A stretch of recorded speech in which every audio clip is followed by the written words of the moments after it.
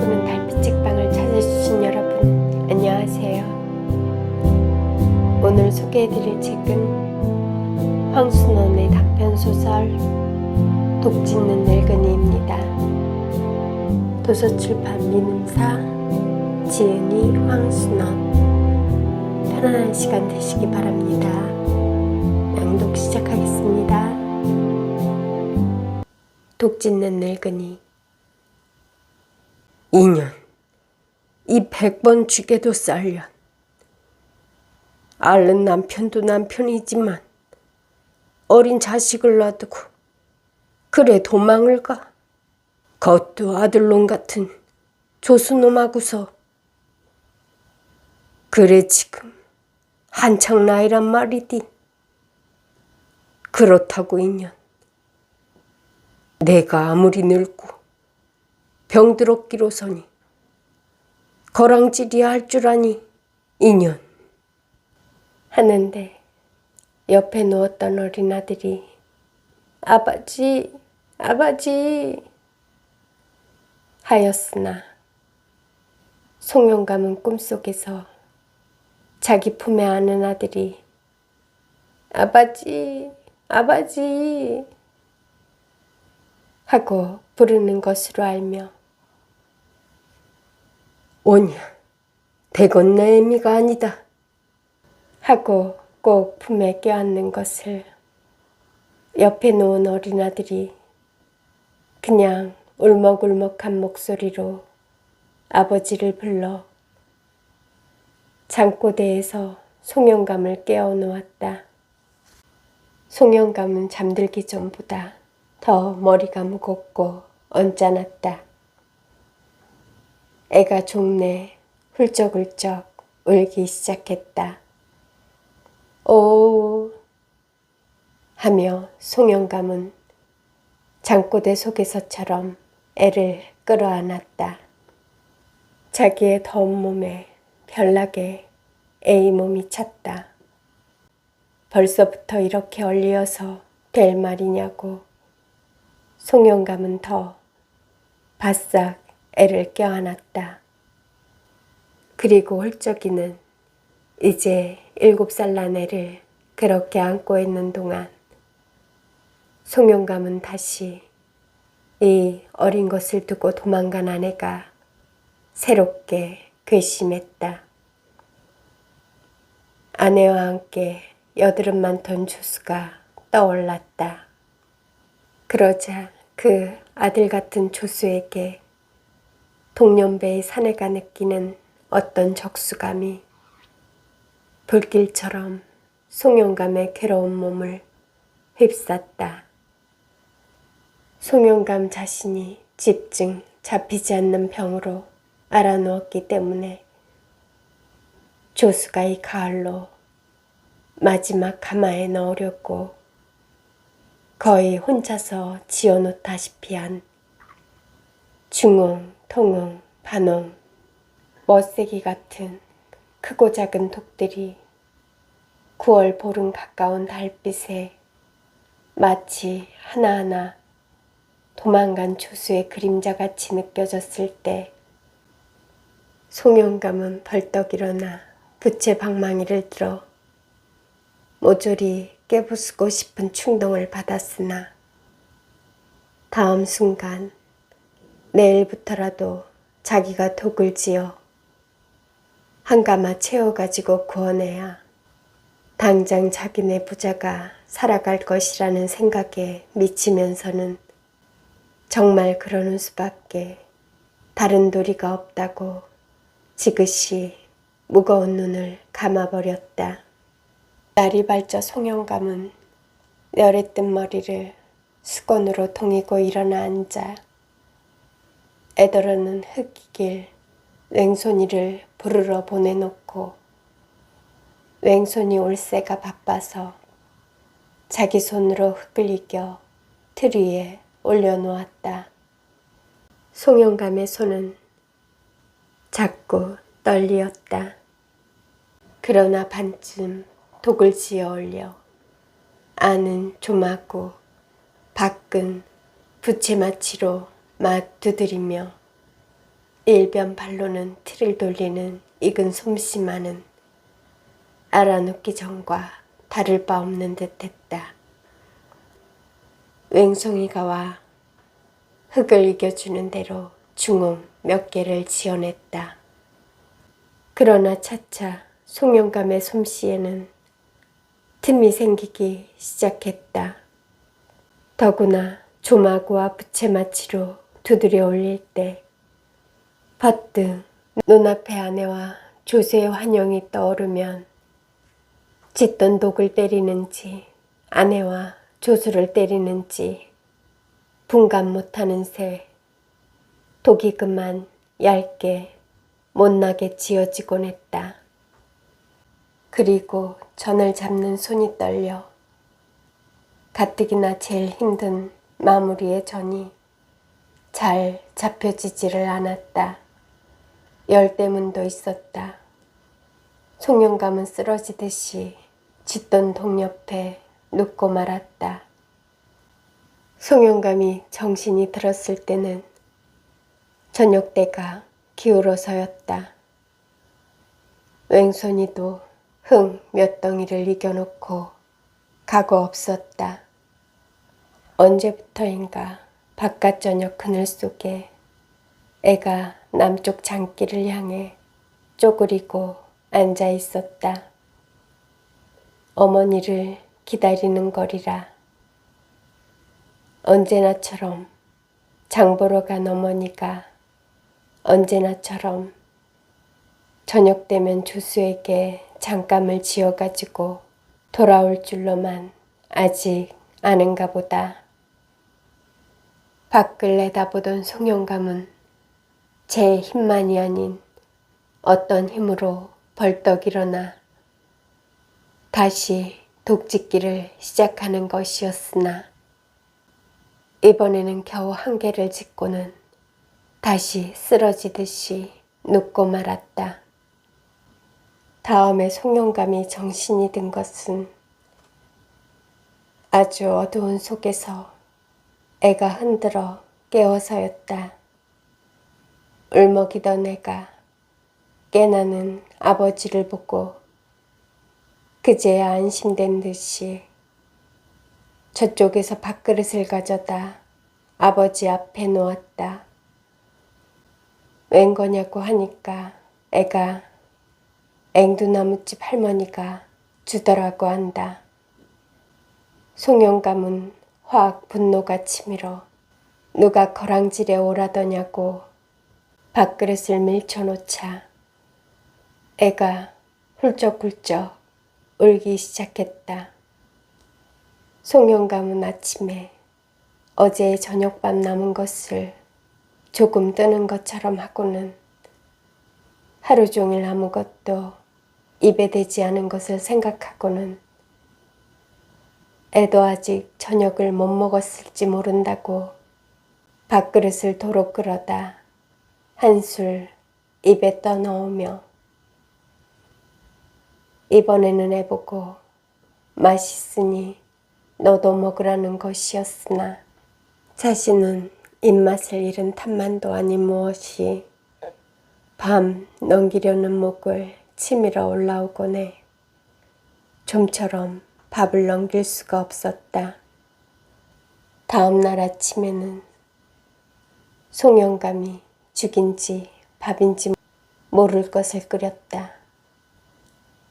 여전히 입맛은 없었으나 어제 저녁처럼 목이 메어오는 것은 없었다. 오늘은 또 지어 올리는 독을 말리느라고 처음에는 독밖에 피워놓았다가 독이 한 반쯤 지어지면 독 안에 매달아 놓은 숯불의 순내까지가 머리를 더 무겁게 했다. 40년내 없이 순내를 다 먹는 듯 했다. 송영감은 어제보다 더 쓰러져 넘어지는 도수가 많았다. 흙 이기던 웽손이가 이래서는 도무지 한가마 채우지 못하리라고 송영감에게 내년에 마저 지어 척가마에 넣도록 하는 게 어떠냐고 몇 번이고 권해보았으나 송영감은 일어났다가는 쓰러지고 일어났다가는 쓰러지고 하면서도 독짓기를 그만두려고 하지는 않았다. 송영감이 한번 쓰러져 있는데 박물장수 앵두나무집 할머니가 와서 앓는 몸을 돌봐야 하지 않느냐고 하며 조미욤 사발을 송영감이 가까이 내려놓았다. 송영감은 어제 어린아들에게 거랑질해 왔다고 소리를 쳤던 일을 생각하며 이 아무에게나 상냥한 앵두나무집 할머니에게 미안한 생각이 들어 어제만 해도 애한테 밥이랑 그렇게 많이 줘보내서 잘 먹었는데 또 이렇게 미움까지 쏘오면 어떡하느냐고 했다. 앵두나무집 할머니는 그저 어서 식기 전에 한 모금 마셔보라고만 했다.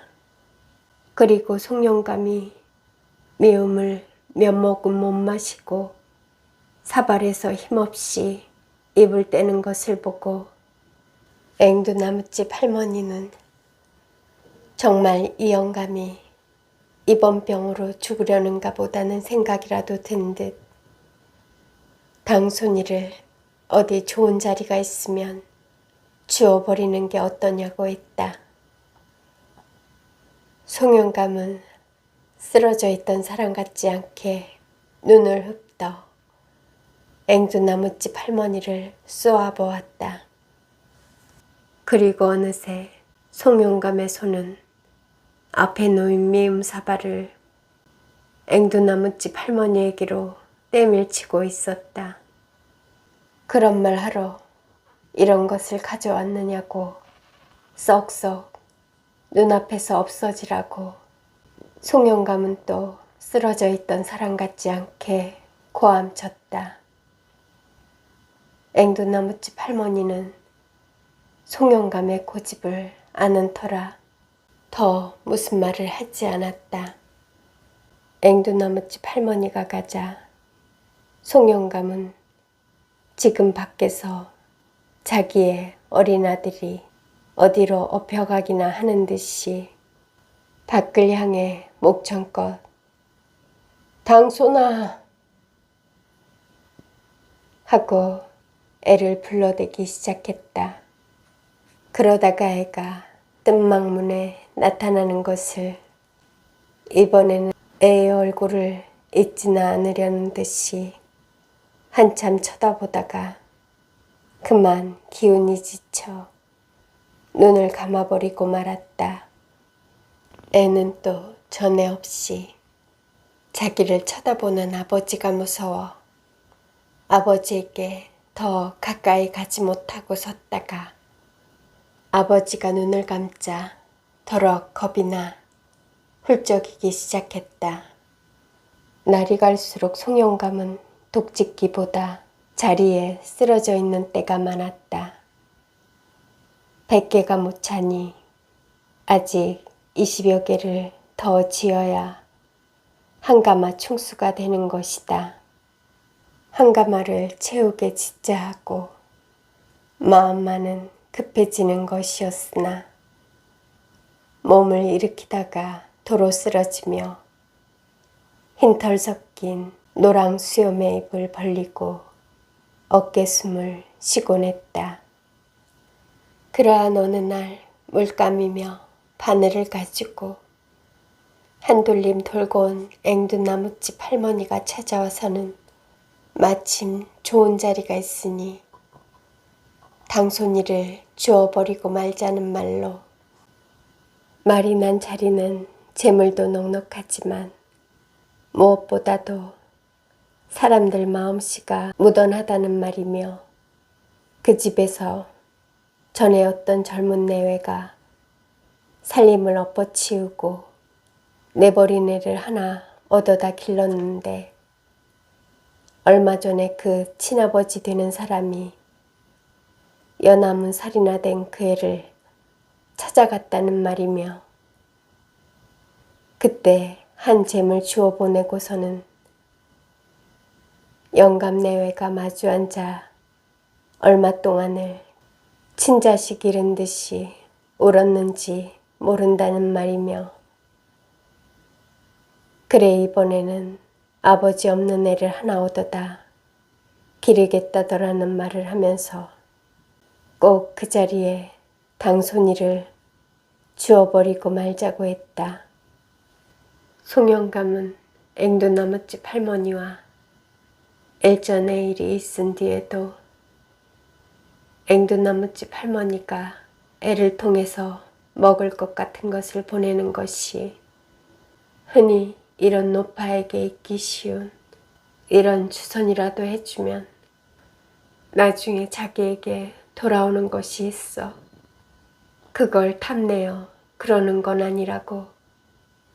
그저 인정 많은 늙은이라 이 편을 위해 주는 마음에서 그런다는 것만은 아는 터이지만 송영감은 오늘도 저도 모를 힘으로 그런 소리 하려거든 아예 다시는 오지도 말라고. 자기 눈에 흙 들기 전에는 내놓지 못한다고 했다. 앵두나무집 할머니는 그렇게 고집만 부리지 말고 영감이 살아서 좋은 자리로 가는 걸 보아야 마음이 놓이지 않겠느냐는 말로 사실 말이지 성한 사람도 언제 무슨 변을 당할는지 모르는데 앓는 사람의 일을 내일 어떻게 될는지 누가 아느냐고 하며 더구나 겨울도 닥쳐오고 하니 잘 생각해 보라고 했다. 송영감은 그저 자기가 거랑질을 해서라도 애를 굶기지는 않을 테니 염려 말라고 했다.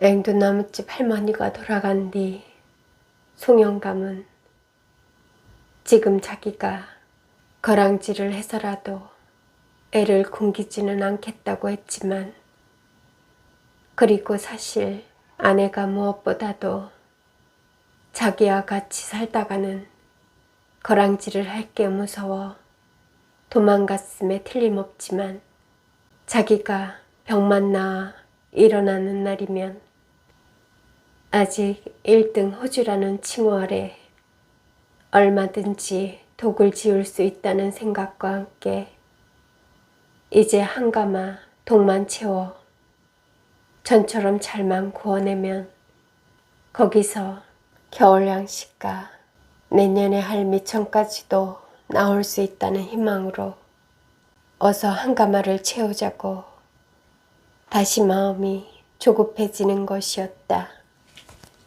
하루는 송영감이 날씨를 가려 종시 한가마가 차지 못하는 독들을 왼손이의 도움을 받아 밖으로 내고야 말았다. 지어진 독만으로라도 한가마 구워내리라는 생각이었다. 독 말리기라기보다도 바람쐐기다. 햇볕도 있어야 하지만 바람이 있어야 한다. 안개 같은 것이 낀 날은 좋지 못하다. 안개가 걷히며 바람 한 점 없이 해가 갑자기 쨍쨍 내리치면 그야말로 걷잡을 새 없이 독들이 세로가로 터져나간다. 그런데 오늘은 바람이 좀 치는 게 독 말리기에 아주 알맞은 날씨였다. 독들은 마당에 내이자 독가마 속에서 거지들이 무슨 독을 지금 굽느냐고 중얼거리며 제가끔의 넉마살림들을 안고 나왔다. 이 거지들은 가을철이 되면 이렇게 독가마를 찾아들어 초가을에는 가마 초입에서 살다 겨울이 되면서 차차 가마가 식어감에 따라 온기를 찾아 가마 속 깊이로 들어가며 한겨울을 나는 것이다. 송영감은 거지들에게 지금 뜬막이 비었으니 독 구워내는 동안 거기에들 가 있으라고 하려다가 그만두었다. 전에 없이 거지들을 자기 있는 집에 들인다는 것이 마치 자기가 거지나 되는 것처럼 느껴졌던 것이다. 가마에서 나온 거지들은 혹 덜어는 인가를 찾아 동량을 가고 혹 한패는 양지 바른 데를 골라 들어 놓았고 몇이는 아무데고 앉아서 이 사냥 같은 것을 하기 시작했다. 송영감도 양지에 앉아서 독이 하얗게 마르는 정도를 지키고 있었다. 독들을 가마에 넣을 때가 되었다. 송영감 자신이 가마 속까지 들어가 전에는 되도록 독이 여러 개 들어가도록만 힘썼던 것을 이번에는 도망간 조수와 자기의 독이 같은 크기의 독이 되도록 아궁이에서 같은 거리에 나란히 놓이게만 힘썼다. 마치 누구의 독이 잘 지어졌나 내기라도 해보려는 듯이 늦 저녁 때쯤에서 불질이 시작됐다. 불질. 결국은 이 불질이 독을 쓰게도 못 쓰게도 만드는 것이다. 지은 독에 따라서 세게 떼야 할 때, 약하게 떼도 약하게 떼야 할 때, 지나치게 세게 떼도 또는 불을 더 떼도 덜 떼도 안 된다. 처음에 슬슬 떼다가 점점 세게 떼기 시작하여 서너 시간 지나면 하얗던 독들이 흑색으로 변한다. 거기서 또 너덧 대 시간 떼면 독들이 다시 처음에 하얗던 대로 되고 다음에 적색으로 됐다가 이번에는 아주 새말갛게 되는데 그것은 마치 새가 녹는 듯 하늘의 햇빛을 쳐다보는 듯이 된다. 정말 다음날 하늘에는 맑은 햇빛이 빛나고 있었다. 곁불 놓기를 시작했다. 독가마 양옆으로 뚫은 곁창 구멍으로 나무를 넣는 것이다. 이제는 소나무를 단으로 넣기 시작했다. 아궁이와 곁창의 불길이 길을 잃고 확확 내쏜다. 이 불길이 그대로 어제 늦저녁부터 아궁이에서 좀 떨어진 한 곳에 일어나 앉았다 누웠다 하며 한결같이 불질하는 곳을 지키고 있는 송영감의 두 눈 속에서도 타고 있었다. 이렇게 이날에도 다 저물었다. 그러는데 한편 곁창에서 불질하던 웽소니가 곁창 속을 들여다보는 듯 하더니 분주히 이리로 달려오는 것이었다. 송영감은 벌써 웽소니가 불질하던 곁창의 위치로서 그것이 자기의 독이 들어있는 자리라는 것을 알고 웽순이가 뭘 하기 전에 먼저 문화 앉았느냐고 했다. 웽순이는 그렇다고 하면서 이젠 독이 좀 덜 익더라도 곁불질을 그만두고 아궁이를 막아버리자고 했다. 그러나 송영감은 그저 그만두라고 할 때까지 그냥 불질을 하라고 했다.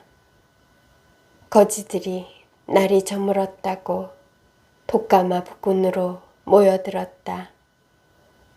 송영감이 이제 조금만 더 하고 속을 죄이고 있을 때였다. 가마속에서 갑자기 또왕 또왕 하고 독 튀는 소리가 울려 나왔다.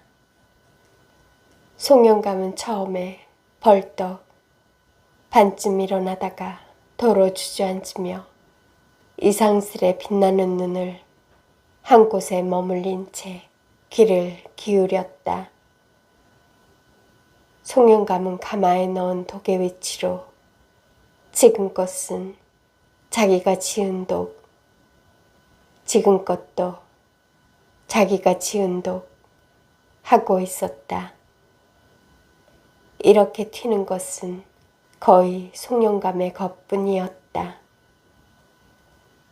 그리고 송영감은 또 그 튀는 소리로 해서 그것이 자기가 앓다가 일어나 처음에 지은 몇 개의 독만이 튀지 않고 남은 것을 알며 왼손 위에 거치적거린다고 거지들을 꾸짖는 소리를 멀리 들으면서 어둠 속에 그만 쓰러지고 말았다.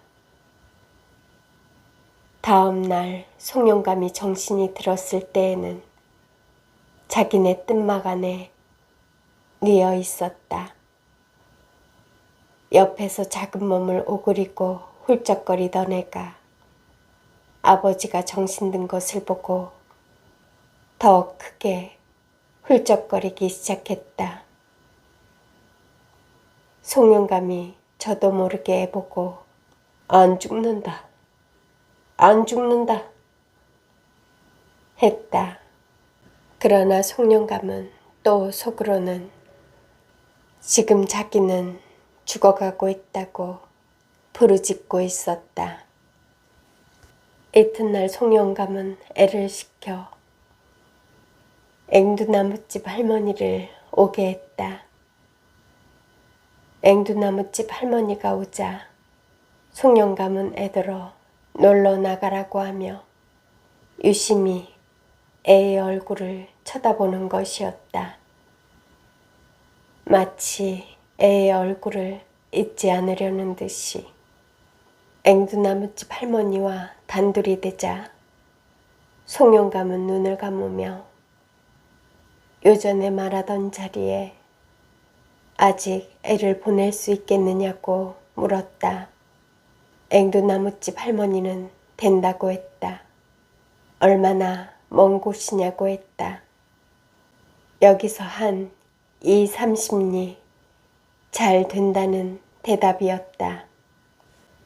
그러면 지금이라도 보낼 수 있느냐고 했다.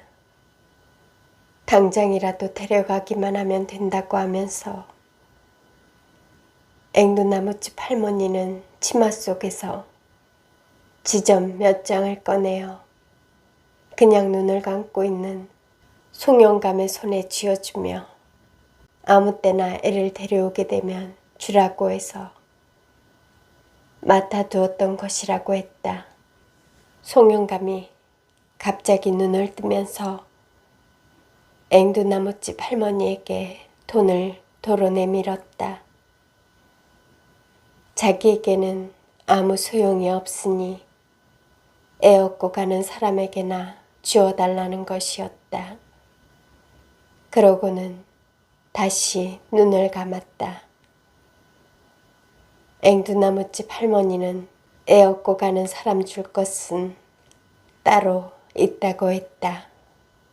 송영감은 그래도 그 사람을 주어 애를 잘 업어다 주게 해달라고 하면서 어서 애나 불러다 자기가 죽었다고 하라고 했다.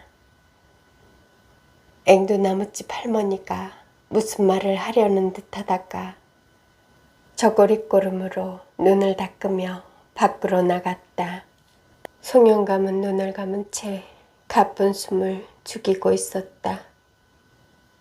그리고 무슨 일이 있더라도 눈물일랑 흘리지 않으리라 했다. 그러나 앵두나무집 할머니가 애를 데리고 와 저렇게 너의 아버지가 죽었다고 했을 때 송영감은 절로 눈물이 흘러내림을 어찌할 수 없었다.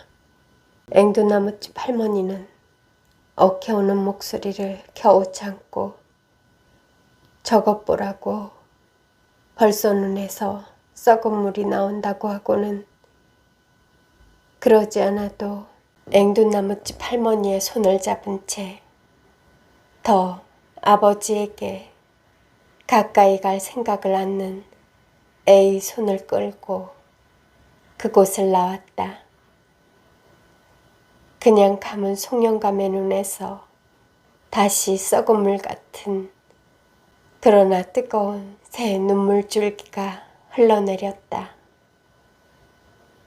그러는데 어디선가 애의 훌쩍훌쩍 우는 소리가 들리는 듯했다.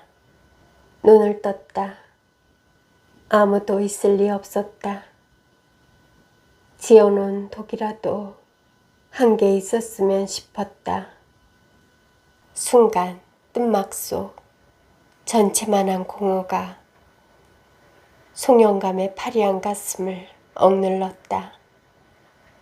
온몸이 오그라들고 차옴을 송영감은 느꼈다. 그러는 송영감의 눈앞에 독가마가 떠올랐다. 그러자 송영감은 그리로 가리라는 생각이 불현듯 일었다. 거기에만 가면 몸이 녹여지리라. 송영감은 기는 걸음으로 뜬막을 나섰다. 거지들이 초입에 누워있다가 지금 기어 들어오는 게 누구이라는 것도 알려하지 않고 구무럭거려 자리를 내주었다. 송영감은 한 옆에 몸을 쓰러뜨렸다. 우선 몸이 녹는 듯해 좋았다. 그러나 송영감은 다시 일어나 가마 안쪽으로 기기 시작했다. 무언가 지금의 온기로서는 부족이라도 한 듯이 곧 예삿사람으로는 더 견딜 수 없는 뜨거운 데까지 이르렀다. 그런데도 송영감은 기기를 멈추지 않았다. 그렇다고 그냥 덮어놓고 기는 것은 아니었다. 지금 마지막으로 남은 생명이 발산하는 듯 어둑한 속에서도 이상스레 빛나는 송영감의 눈은 무엇을 찾고 있는 것이었다. 그러다가 열어젖힌 겨창으로 새어들어오는 늦가을 맑은 햇빛 속에서 송영감은 기덩걸음을 멈추었다. 자기가 찾던 길이 있다는 듯이 거기에는 터져나간 송영감 자신의 독조각들이 흩어져 있었다. 송영감은 조용히 몸을 일으켜 아주 단정히 무릎을 꿇고 앉았다.